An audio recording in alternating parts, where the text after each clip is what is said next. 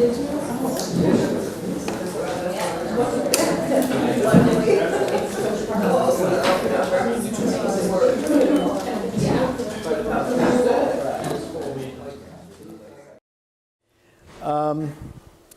this is sort of a difficult talk for me to give because I have an agenda and you have an agenda, and I'm trying to integrate those agendas.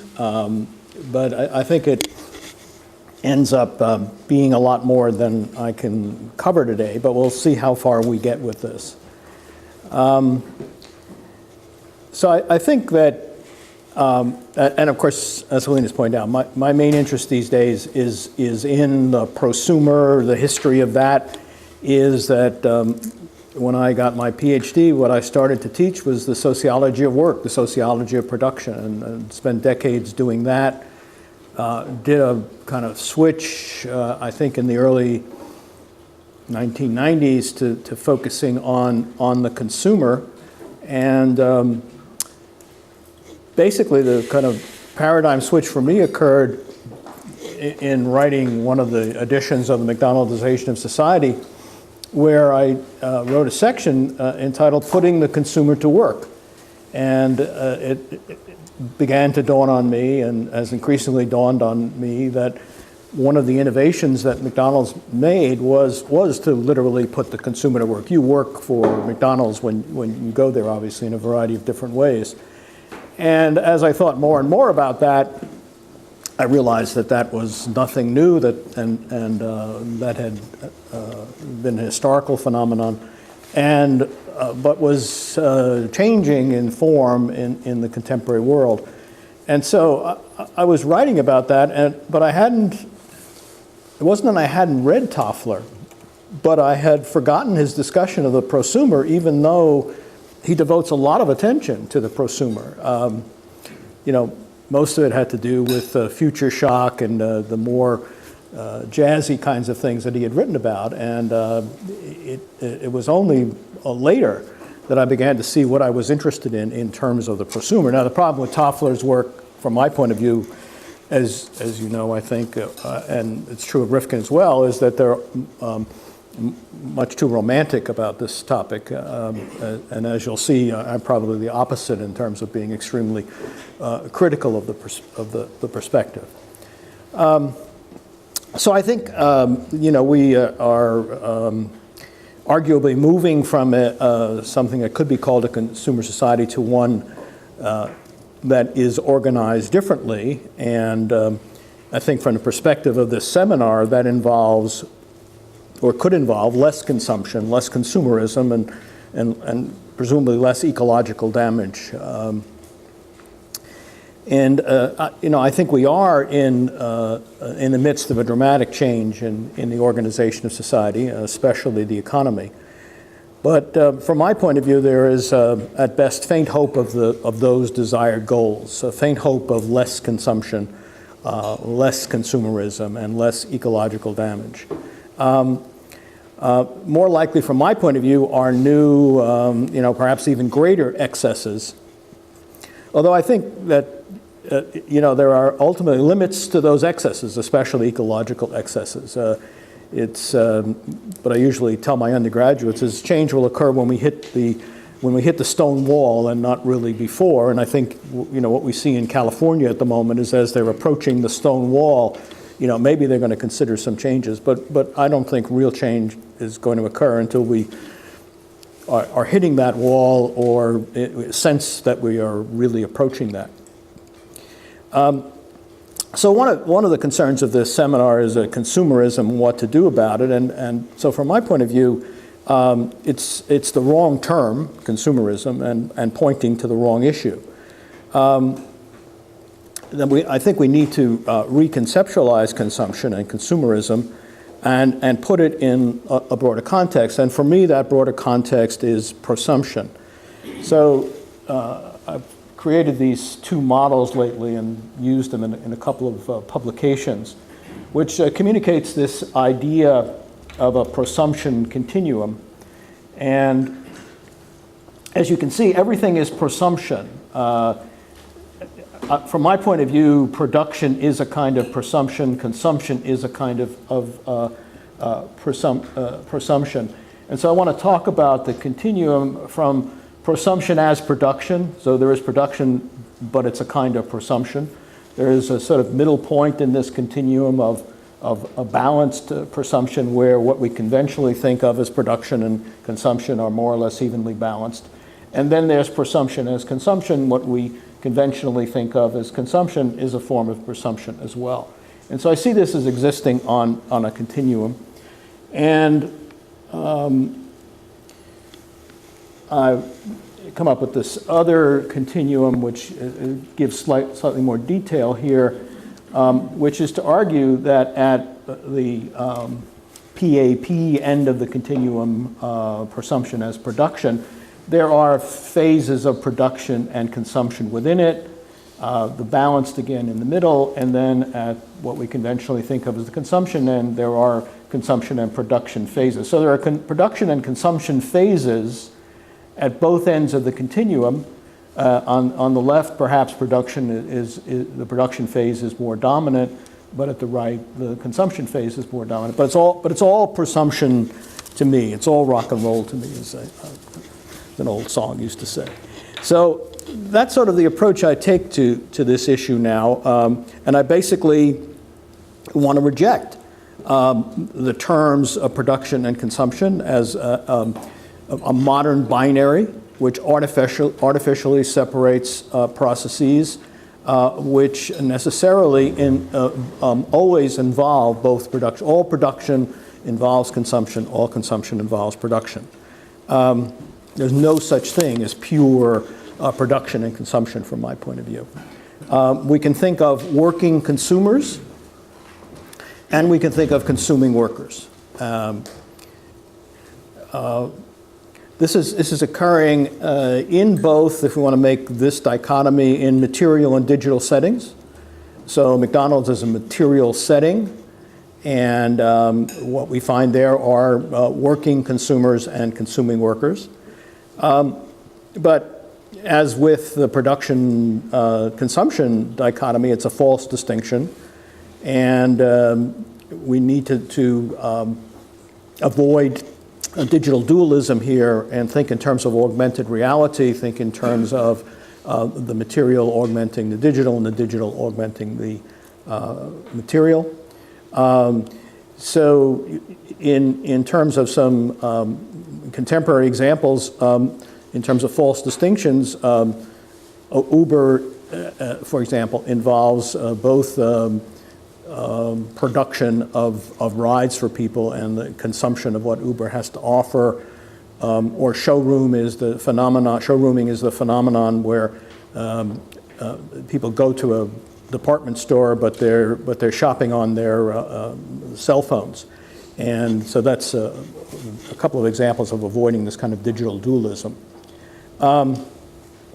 Another relevant but objectionable digital dualism is the material-immaterial distinction, and so from my point of view, prosumption is going on in both. I would think of that as, I always tend to think in terms of continua. I would think in terms of a material-immaterial continuum, and prosumption is going on throughout that continuum. And a lot of the work, this is nothing new in audience research, where audiences are not seen as passive consumers of what's being presented, but they're seen as active producers of what they are seeing. Brands are not simply produced by the madmen on Mad Men, but are produced by the consumers of those brands. 3D printers are a good contemporary example of immaterial blueprints being turned into material realities. I just had the amazing phenomenon of having a crown made for me by my dentist, who did it with a 3D printer. He made that crown for me while I was sitting there. I said, well, how long am I, usually if you've had crowns, you usually have to wait, right? He said, no, I'll do it for you now. And there he is with his 3D printer making that crown for me. Or the notion, the autonomous Marxist notion of the social factory, where the entire society is seen as a factory, and people in the entire society are producing in one way or another. People we usually think of consumers are in fact producing. So I like to think of consumption and production in Ulrich Beck's terms as zombie concepts. Ulrich Beck talked about the state as a zombie concept. I think of production and consumption as zombie concepts. Clearly, in Marx's day, we lived in a society dominated by production, although Marx is very clear that production involves consumption. That's very clear in his conceptualization. And, starting in the 1970s, 1980s, we started talking about consumption and consumption society. But from my point of view, they're both zombie concepts, and we ought to be thinking in terms of presumption. So reconceptualizing consumption as a type of presumption allows us to think of these prosumers as more empowered in the face of hyperconsumption, because as I'll talk about a little bit later, the term prosumption has consumption sort of presents the image of a passive sort of audience, but prosumption communicates an active agenda for those who are prosumers. Now, of course, so does production, and we've seen historically how producers, however we conceptualize them, they end up being controlled as well, even with that pro in front of the term. So issues of concern in this lecture series, I tried to do some things about that. One is, what is the relationship between presumption, especially hyper-presumption, and social change? So I've done an article on this issue of social change and presumption, and argued, on the one hand, it's a primal phenomenon. The earliest humans were prosumers. They were basically producing what they consumed. We were historically prosumers. But it's also evolving and changing. The nature of presumption is changing, and its current forms, which are, I think, most important and dramatic. So if you look at, let's say, in terms of what I call the cathedrals of consumption, if you look at sort of a historical change from the French arcade that Baudrillard wrote about to the contemporary shopping mall to Amazon.com, I think what you see in that historical transition is an increasing role for the prosumer. And the prosumer is much more active on Amazon.com than in a shopping mall, or before that in a French arcade. And that's the, one of the key significance of this is that the internet is the natural home of presumption. That's why it's exploding. That's why it's of increasing importance, because virtually all, if not all, of these sites on the internet require us to be prosumers. Nobody's doing anything for us on Amazon.com, right? We're consuming a book or ordering a book, but we're also producing the order at the same time. And we're also giving Amazon.com all of this wonderful data about ourselves. That is, part of the big data that they want to collect. And there's this wonderful quote from Jeff Bezos, where he said, "I'm not really much interested in selling books.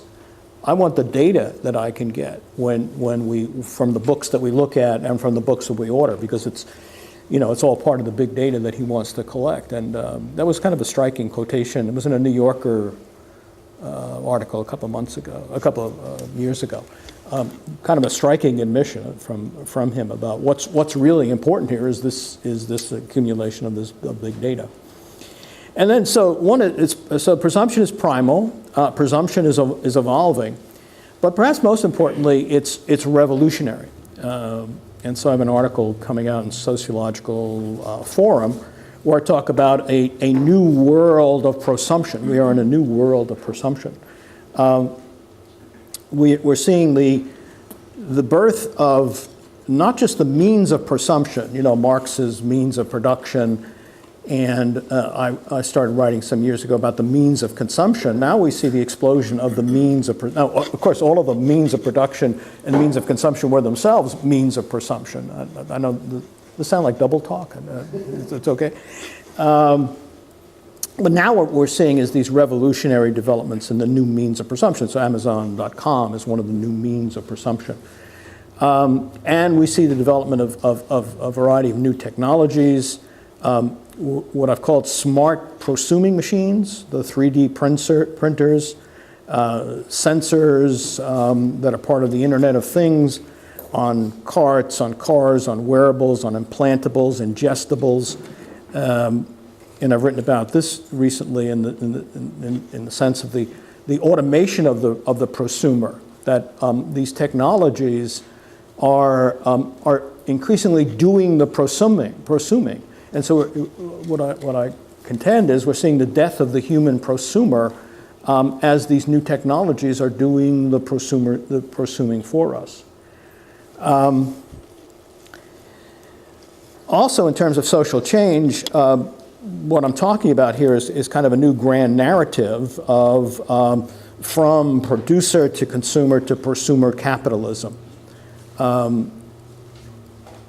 And again, probably all false distinctions because they're all forms of prosumer capitalism to me, but obviously at one time what was dominant was producer capitalism, another time later consumer capitalism. Now it's prosumer capitalism that's dominant in my opinion. There are many other types and ways of conceptualizing capitalism, but that's the way I like to do it these days. But perhaps the most critical conclusion I come to is that prosumer capitalism is the most pernicious of all of the forms of capitalism. And I'll come back to that. And the reason is that I think it is the most exploitative of the forms of capitalism. Producer capitalism focused on exploiting the producer. Consumer capitalism, obviously still exploiting the producer, but now exploiting the consumer. But in prosumer capitalism, we have the exploitation of both. And what I've called it in a paper I sent to you, but I asked you to withdraw on this, synergistic double exploitation. So that at the same time as you are producing, you are consuming, and there's an ongoing exploitation of both of those things simultaneously, and they build on one another. So from my point of view, in terms of the way in which we use Amazon.com, that's synergistic double exploitation. You're being exploited as a consumer, and you're being exploited as a producer because you're doing the work for them for nothing. And not only that, you're providing them with this great data. So Facebook is worth the billions that it's worth because of us, because we freely give them information that they could never collect, no matter what they spent in order to collect it. And the company has, Mark Zuckerberg is a billionaire, lots of billionaires are being created there. And from my point of view, sort of from a Marxian perspective, it's been created on our backs. I was once giving a talk in England, and someone asked me if I was a Marxist, and I said, no, I'm not a Marxist, I'm a Weberian. And after I gave the talk, a Marxist in the crowd walked by and whispered in my ear, he said, you're a Marxist. So you can dismiss what I have to say or not from that point of view.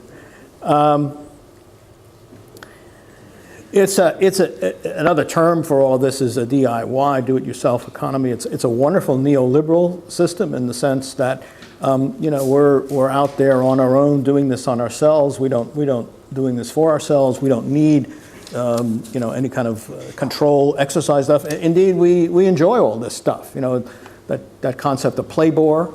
It's not labor, it's playbore. We're playing when we do a lot of this stuff, and we're enjoying ourselves, and that's what I think makes it more difficult to see the exploitation that's taking place there.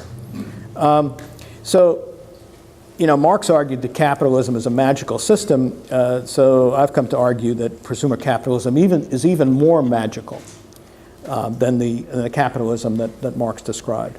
And there's a Dilbert cartoon cited in the Toffler and Toffler volume, the second volume that Toffler did, where an executive is saying, quote, "Over time, we'll train our customers to manufacture and ship too." And, I think that's actually come to pass. We're doing all the work, and we get lots of stuff. I mean, this sort of plays into consumerism. We get lots of stuff, but we're doing things that people used to get paid to do, and we're doing it for nothing. And of course, as a result of that, I think, although I have no data since I don't do data, but I have no data to support this.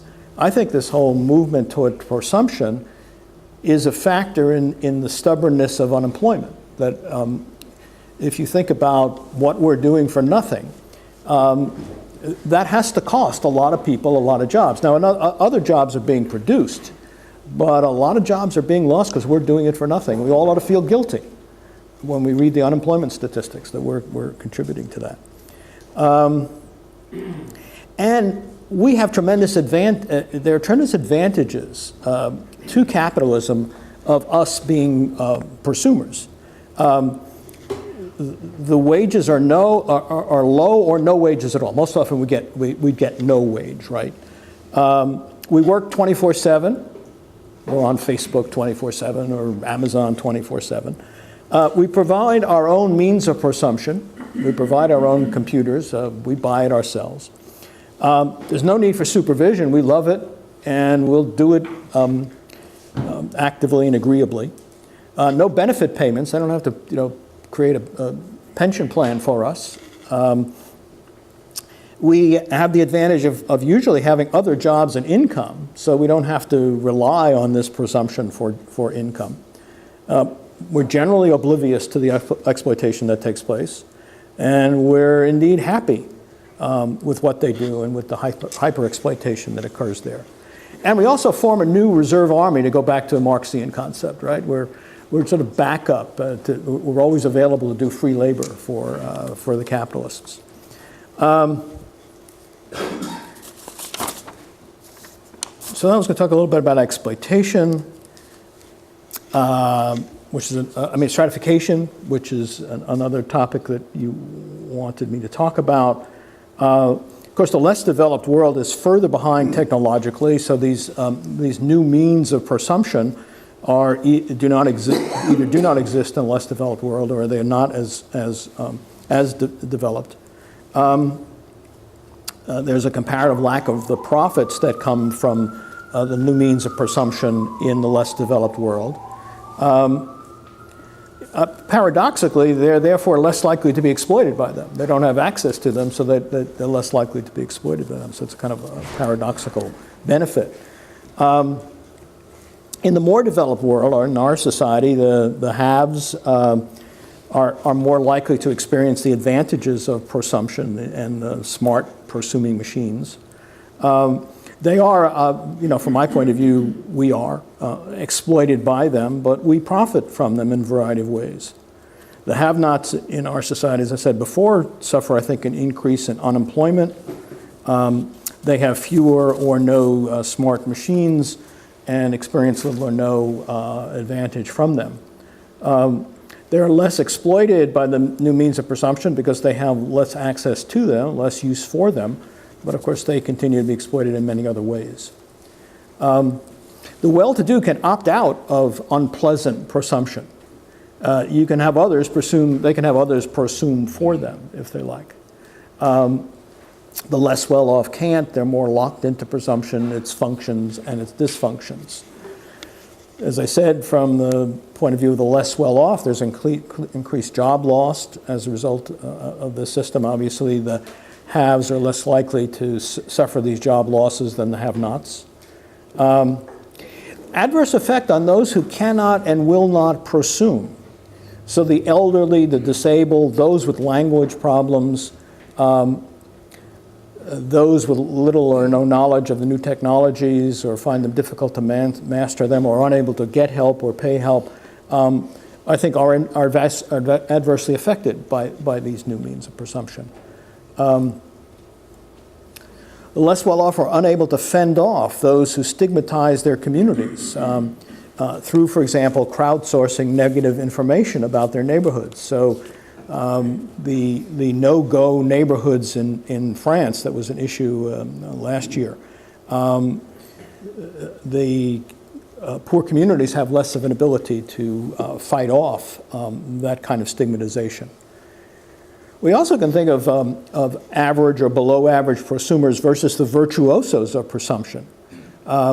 And obviously the virtuosos of presumption, which is very much age related, right, and social class related, leads to a kind of stratification here. More of us are micro-capitalists in presumption. 3D printers, for example, allows us to be kind of micro-capitalists. But I think obviously we fare badly in comparison to the true capitalists, and yet are more likely to buy into the capitalist system because we're micro-capitalists. So impact on consumer society and consumerism, again, the wrong topic. I think the issue is prosumer society, prosumerism, hyper-prosumption, especially the excesses of the prosumers as consumers. I think that prosumer capitalism means that prosumers are used to buy more stuff and to sell more stuff. So prosumers are buying 3D printers, for example, or all kinds of technologies. As I said before, but the notion of a prosumer, at least theoretically, is empowering because of that pro in front of prosumer. Interestingly, I have almost never seen the term prosumption, not only not much used until the last few years in academic work, but I did recently get sent something from a business that was talking about its prosumers, which is the first time I've ever seen the term prosumer used in the business world. I mean, I think the interesting thing is they do things that increase prosumerism without having the concept of prosumerism. God knows what's going to happen when they have the concept. So there's the issue of the romantic versus the romantic view of the prosumer and the case against it, or the case I would make against it. So Toffler, as I mentioned before, has a very romantic view of the prosumer, which I think sort of undermines much of his argument. So for Toffler's perspective, the prosumer means less domination by the market, whereas from my point of view, the market has come to dominate the prosumer. From Toffler's point of view, it means the end of capitalism. From my point of view, it means a new form of capitalism. It's going to produce more well-rounded people, a creative, satisfying lifestyle, maybe. Toffler and Toffler in the later book talk about, in an extremely romantic way, as prosumers as the unsung heroes of the economy to come. The unsung heroes of the economy to come. Obviously not a view that's in line with mine. And the prosumers are so romantically portrayed that Toffler and Toffler argue that they're going to produce new forms of religion, art, social and political institutions, and scientific advances. Rifkin, in his recent book, even though he writes about the prosumer, he read nothing about the prosumer. Absolutely outrageous. There's no citation in his book to any of the literature on the prosumer. But, you know, he's a pop scholar. So he sees prosumerism associated with a decline of capitalism, the rise of the collaborative commons, and increase in terms of your interests, increasing sustainability rather than consumerism. The sharing economy, you've had, I know, talks about the sharing economy, which overlaps here to a great degree because true sharing would involve prosumers who are both producers and consumers. But I like Russell Belk's article on this for obvious reasons. because he talks about sharing as pseudo-sharing, that much of what goes on in the sharing economy today is pseudo-sharing, not true sharing. It's business masquerading as sharing. And so there are the cases of Zopa and Uber and Airbnb, which are examples of sharing economies which have been captured by capitalist companies. I was saying to Maury last couple of days, yesterday, I guess it was last night, I saw a slick ad for Airbnb. I mean, it could have been produced by Hilton Hotels. And, it's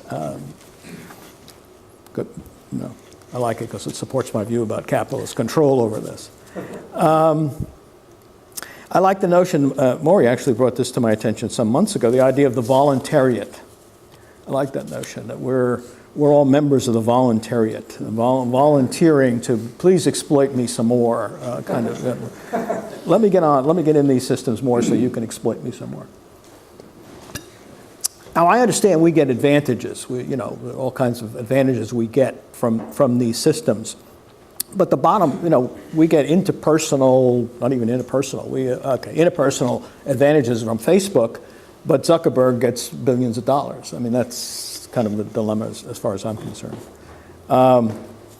So I mentioned increased employment. We do all of this for no pay or for token pay, so the pennies that people get on Mechanical Turk would be an example of prosumption where the pay is minimal.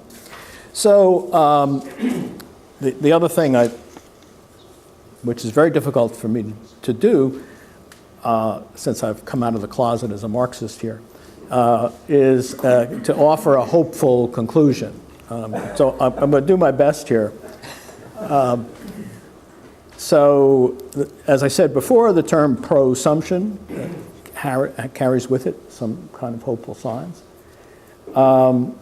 Schultz has talked about worker co-ops, platform co-ops, as being a hopeful outcome from all of this. But the examples he's talking about are non-capitalistic. And, my sort of view of the world is if they're successful, capitalism will come in and ruin them anyway. So, I think what has to happen is that we have to redefine consumers as inherently more powerful prosumers. And I think if there's any hope, it would be that people develop a new identity here. I think that might be the most hopeful thing I could say is that people could have the identity that they are in part producing all of this, and therefore, what was that movie where the guy yells out the window, "I'm mad as hell and I'm not going to take it anymore"? Network, right. That new identity might lead to that, although I don't think that's highly likely. But, it merely ends up most often as a change of names, maybe of subjectivity. And can that new identity, can that redefinition, can that really affect a system that I view as worse than classic capitalism, where the control is in the hands of those who own the objective structures, the means of prosumption,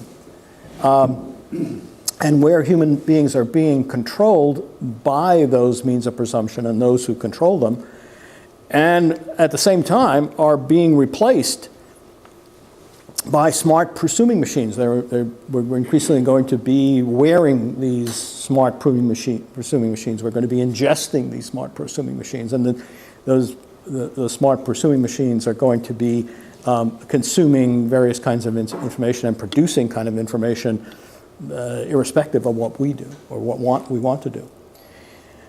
So, laboring to end in an upbeat fashion, there was this book on the unmanageable consumer. There's a new edition of that coming out. So could we think of prosumers as being potentially unmanageable? Again, that comes back to that pro and prosumer, and is that going to lead to prosumers who are less easily managed, who are dangerous giants. That's one of my favorite sociological concepts. It's one of Irving Goffman's less well-known ideas, where he argues that we are all dangerous giants, we just don't know it. And if we realized how dangerous we were, we could transform all kinds of situations. We can think of transformative prosumers.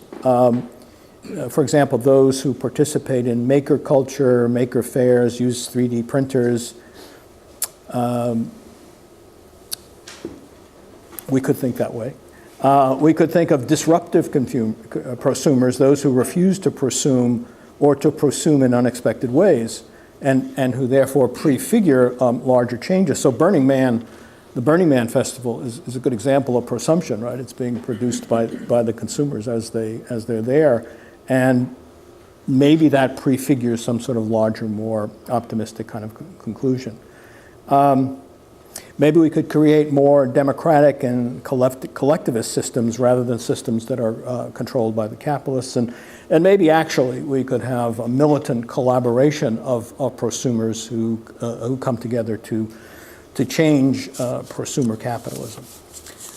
So I've done my duty. I've offered you an optimistic conclusion. Thanks.